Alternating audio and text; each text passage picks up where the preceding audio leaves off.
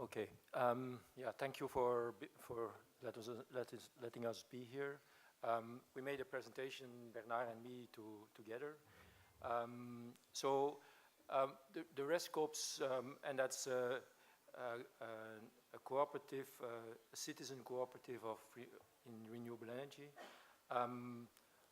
We are about reconnecting, and the re is double here because it's renewable energy citizens, and about harvesting values.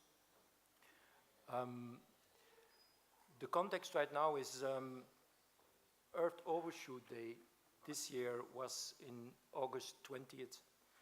And when we say Overshoot Day, that means that the pocket money we got for the week on Sunday was finished on Thursday. So there's some time left. So if we want to continue growing, then we can only do that without doing that on the back of other people. We can only do that based on the sun. And then we are talking about growing organic food or harvesting materials or using renewable energy sources. Using renewable energy sources, and I'm going to be short about this, the money that goes to fossil fuels here in Greece is about 20 billion euros a year. And you could actually grab that from the air. That means that you would be sort of harvesting 150 euros a week, and that's only the money. As I said in the beginning, reconnecting people, using the renewables as an instrument to bring people together. That's why it's a cooperative approach. And then harvesting values, that means when you are harvesting, that means you have invested something into the future. You are preparing, supporting, nurturing to get a harvest. And the things you can harvest are, for cooperatives, it's more the values, resilience, self-confidence, peace, solidarity, anything you can imagine that brings people together. And there is this aspect of being able to create value for your local community when money is not spent in fossil fuels that go outside of your community. You have it, you keep it in your community and can work with that. The 7 international cooperative principles, I think most of you know them here, so I'm not going to elaborate on that. I have a number of examples of cooperatives that are involved in a European project we are working with. One of them is a cooperative that was created in 1991 from a local community, a local housing estate, or a group of people living together in a water mill site. The cooperative grew very fast when they became a supplier. So they have now nearly 50,000 cooperative members and about 50 million in equity. They have 12 wind turbines and a whole lot of installations. What they have been doing is they have been helping start up smaller cooperatives elsewhere in Belgium. I said they really grew a lot after they became a supplier, because they were at that time the cheapest and the greenest supplier in the market. So a lot of people wanted to buy to purchase their electricity with them. So they invested in getting one share or several shares to be able to purchase the electricity. And so the number of shareholders or the number of members went up very fast. What is remarkable about EcoPower, that is that they see a gradual reduction of the consumption of their shareholders. So they have a tariff that is stimulating people to reduce their energy consumption, because you can easily calculate. The last sentence says it's a very simple tariff. It's a one tariff, 22 cents in Belgium, which is sort of average now or relatively cheap for the people who are a low consumption.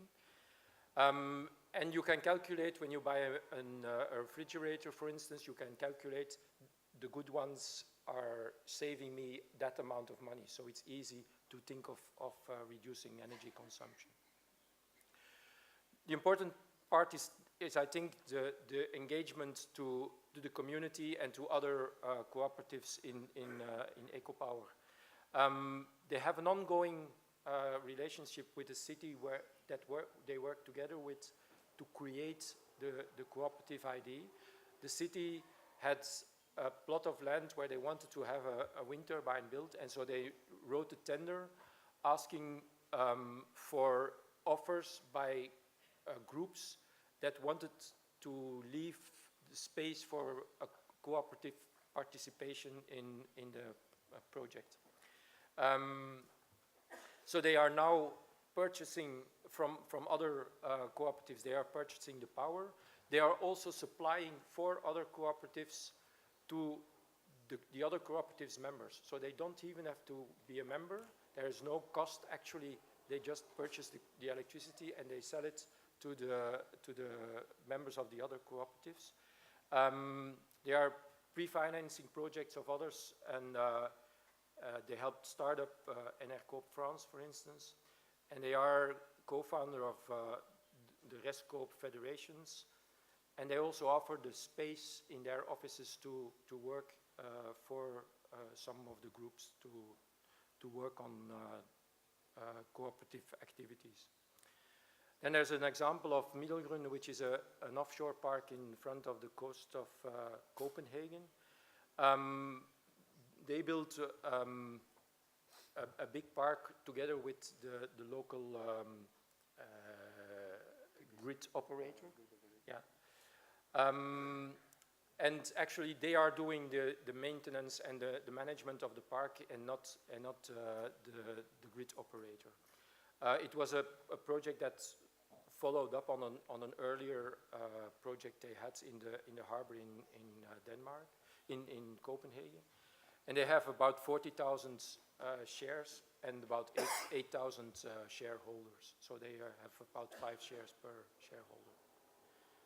And there is a cooperative in the south of Germany that's after the accident in Chernobyl in the Ukraine. They took over, they wanted to get rid of nuclear power, so they took over their own grid, and they are now supplying lots of people in Germany with green electricity or electricity from small cogeneration plants. And they also subsidize new groups or support new groups to get started. So it's a tradition that we see in the whole of Denmark, in the whole of Europe, that cooperatives are actually starting up other ones locally. This one was one of the amazing things about this one was that the group went to the priest in the village, asking them to, and you see the church on the bottom picture. They asked him to put a power PV plant on his house, and he said no, unless you also put up some PV on the roof of the church. So he really thought of the creation, and so he said, well, we want to protect creation, and then that's where PV comes in. Then there's a group in the UK who is really built around, we want to create local cooperatives. They also, like in Denmark, they started with one project, and then others came and asked, how can we get started? And that's, they set up a complete, you can also find a complete website with 9 stepstones of what to do to create your cooperative and to set up a renewable energy project. And they also offer the service to do the administration, the bookkeeping, the maintenance of the project. So the local groups can be very, very light constructions. You don't need a lot of, you don't need people working for the cooperative. You can set up projects and have the support of the group, and that's something we are picking up now in the European Federation.